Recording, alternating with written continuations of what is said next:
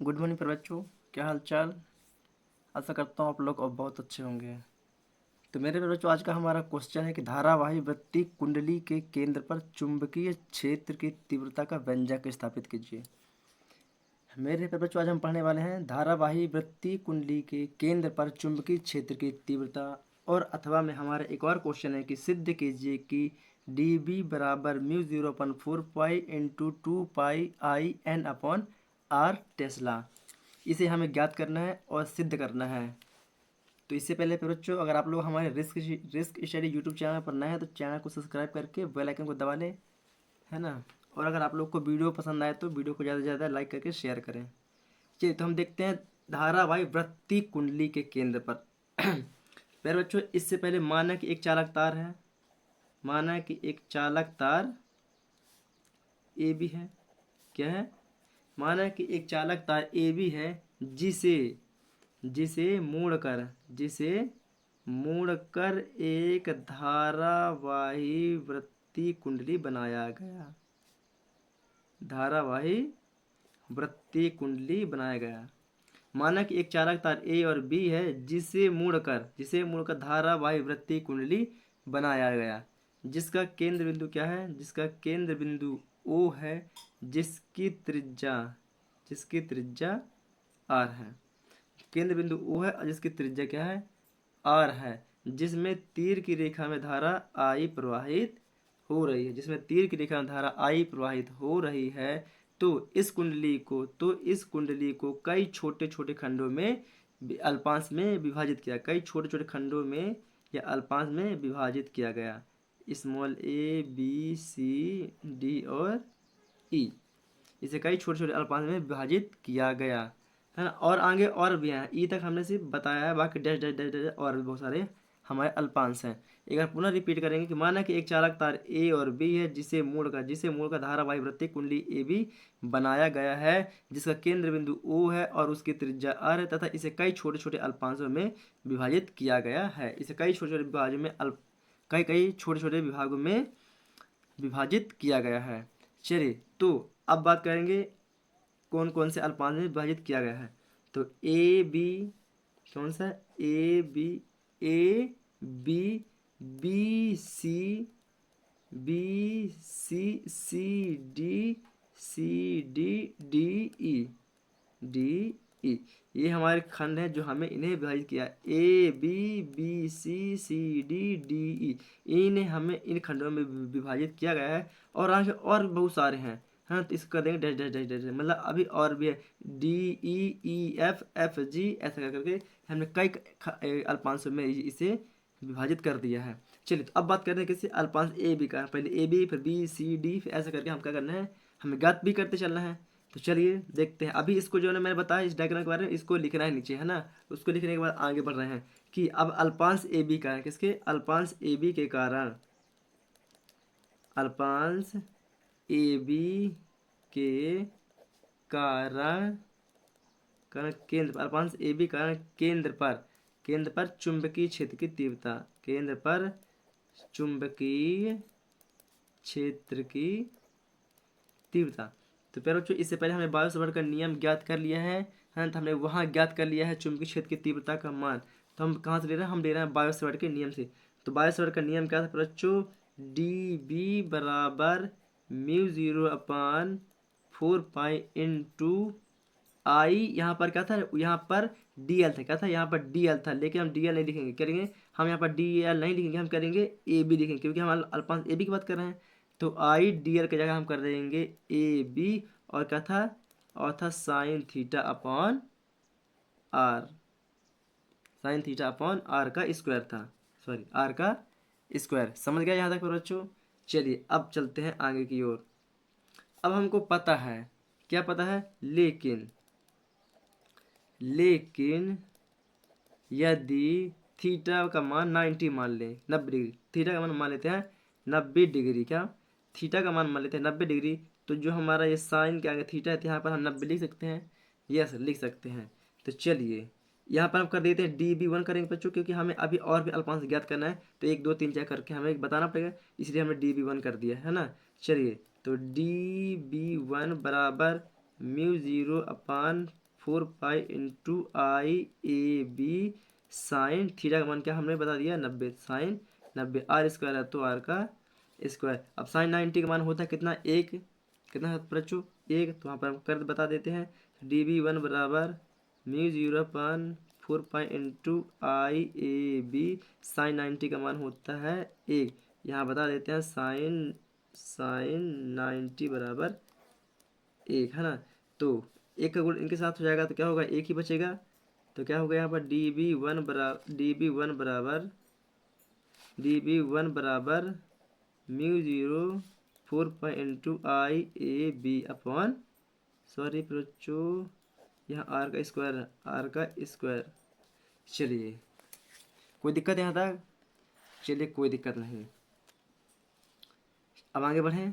चलिए इसको दे देते कौन सा समीकरण नंबर एक ये होगा समीकरण नंबर एक है ना। अभी हमने किसको ज्ञात किया है अल्पांश ए बी ज्ञात किए हैं। अब ज्ञात करेंगे अल्पांश बी सी क्या करेंगे अल्पांश बी सी ज्ञात करेंगे। तो अब इस जितना हमने ये झंझट निकाला अब नहीं निकालेंगे। जहाँ पर ए बी लिखा हुआ है वहाँ पर बी सी कर देंगे जहाँ बी सी लिखा हुआ है वहाँ पर सी डी कर देंगे है ना। ऐसा कर करके हम सवाल को आगे की ओर बढ़ाएंगे। चलिए तो अब बात करते हैं अल्पांश डी सी के कारण सॉरी बी सी का क्या अल्पांश बी सी के कारण केंद्र पर चुंबकीय क्षेत्र की तीव्रता। चलिए चुंबकीय क्षेत्र की तीव्रता अब यहाँ पर पहुँच चुके हैं। तो यहाँ पर डी बी वन करते थे तो यहाँ पर क्या कर देंगे डी बी टू बराबर म्यू जीरो तो म्यू जीरो 4 पाई है तो 4 pi into I A B है तो ए बी की जगह क्या कर देंगे हम बी सी क्या कर देंगे ए बी जगह क्या कर देंगे बी सी। तो आई बी सी अपॉन आर का स्क्वायर समीकरण नंबर दूसरा। समझ गए। चलिए समझ गए होंगे है ना। चलिए अब बात करते हैं अल्पांश बी सी के बाद क्या हो जाएगा सी डी है ना। अब बात करते हैं अल्पांश सी डी के कारण केंद्र पर चुंबकीय क्षेत्र की तीव्रता। चलिए तो जहाँ डी बी टू है वहाँ कर देंगे डी बी थ्री बराबर mu zero upon 4 pi into जहाँ बी सी है वहाँ कर देंगे सी डी अपन आर का स्क्वायर समीकरण नंबर तीसरा। अब अल्पांश एक और बचा है डी ई क्या बचा है अल्पांश डी ई तब बोलेंगे अल्पांश डी ई के कारण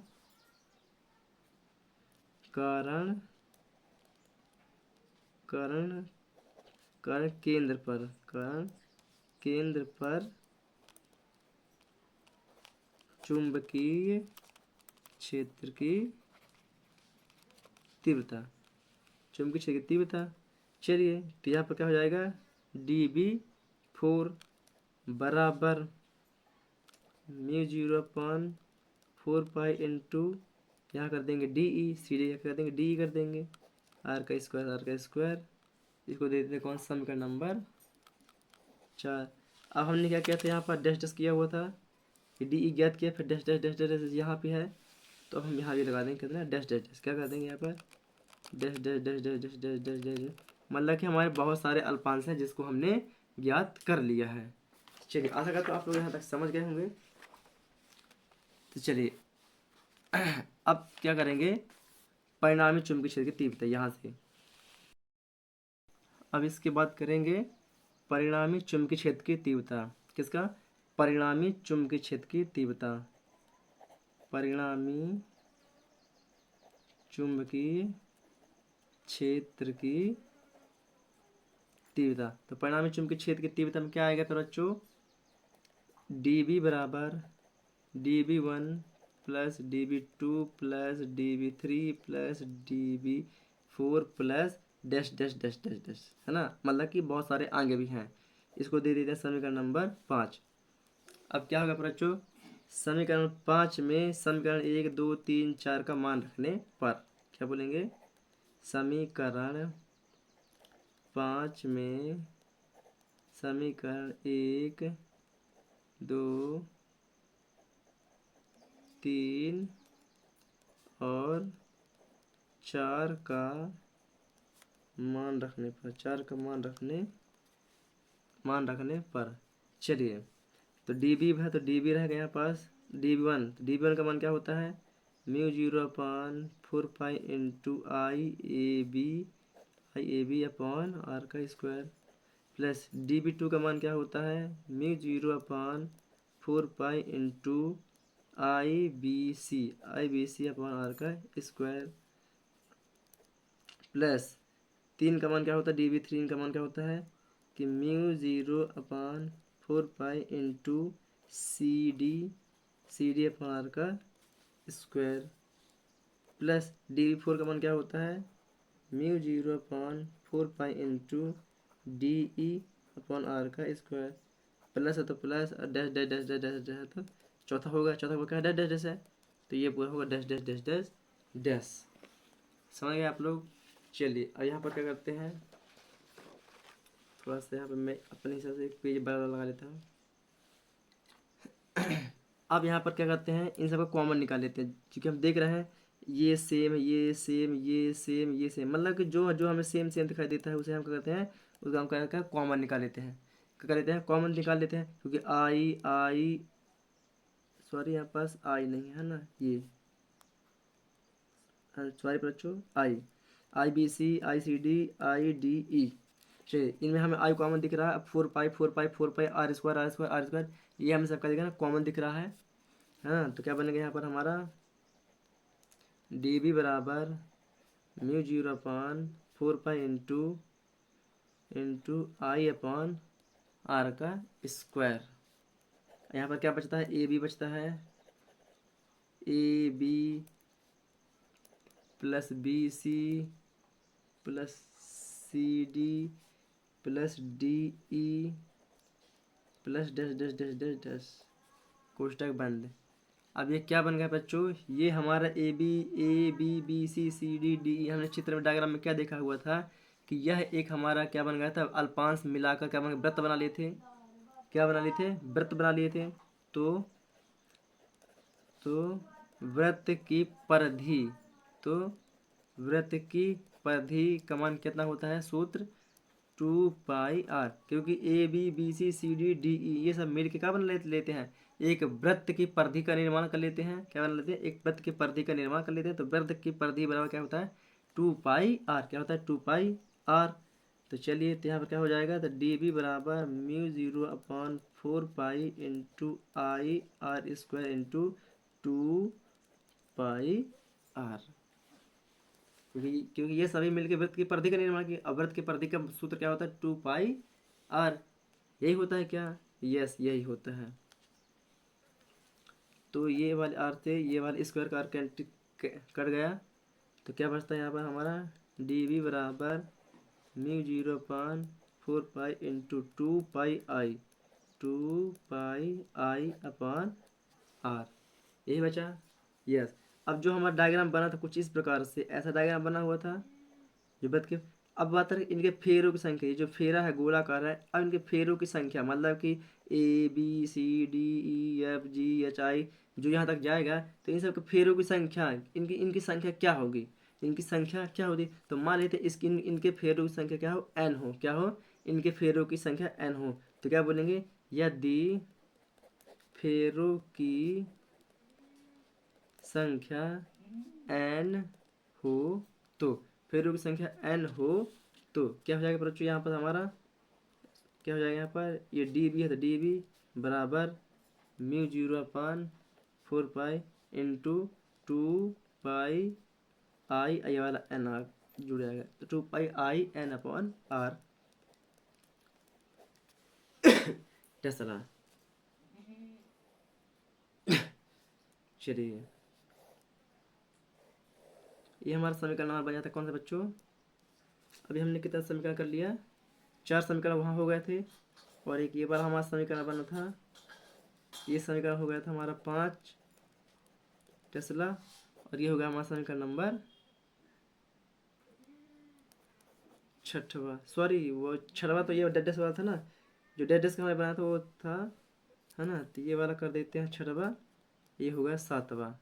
हमारे 7 समीकरण बने। कितने बने? हमारे 7 समीकरण बनते हैं। इन्हीं को बता देते हैं। समीकरण 6 और समीकरण 7 को धारावाही वृत्तीय कुंडली के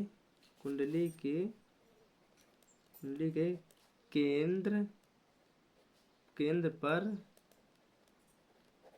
चुंबकीय क्षेत्र की तीव्रता का व्यंजक कहते हैं। तो बच्चों अगर आप लोगों को समझ में आ गया तो चलिए फटाफट हम चलते हैं अब अपनी नोट्स कॉपी पर, है ना। तो ये रही हमारी नोट्स कॉपी। तो आप लोग नोट्स कॉपी से देख के इसे डायग्राम को बना लीजिएगा, है ना। क्वेश्चन को लिख लीजिए पहले वीडियो को रोक के। चलिए क्वेश्चन को लिख लिए हैं तो अब चलते हैं डायग्राम के थ्योरम की ओर थोड़ा सा। तो ये रहा हमारा डायग्राम का थ्योरम। चलिए अब थ्योरम को भी लिख लीजिए थोड़ा सा, इसको इतना और कर दे रहा हूँ। वीडियो को रोक के यहाँ तक लिख लीजिएगा, है ना। चलिए थोड़ा सा मैं आगे और स्किप करता हूँ। चलिए साइन 90, अब साइन 90 का मान कितना होता है? बच्चों 1 होता है। तो हम चलते हैं नेक्स्ट पेज पर। चलिए वीडियो को रोक के आपको यहाँ तक लिख लीजिएगा। अब हम चलते हैं नेक्स्ट पेज पर। तो साइन 90 का मान कितना होता है? 1। तो हमने ये कर दिया, साइन 90 का मान 1। क्या करते हैं बच्चों?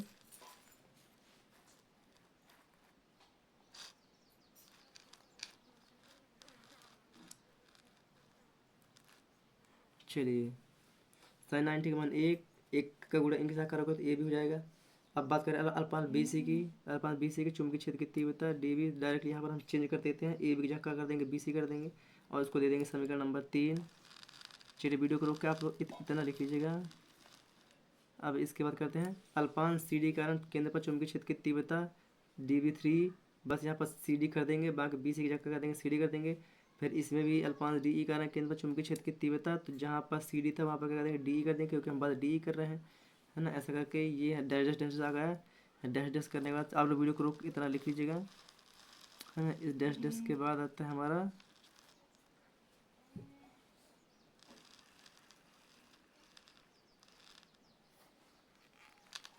डैश डैश के बाद क्या आता है? परिणामी चुंबकीय क्षेत्र की तीव्रता।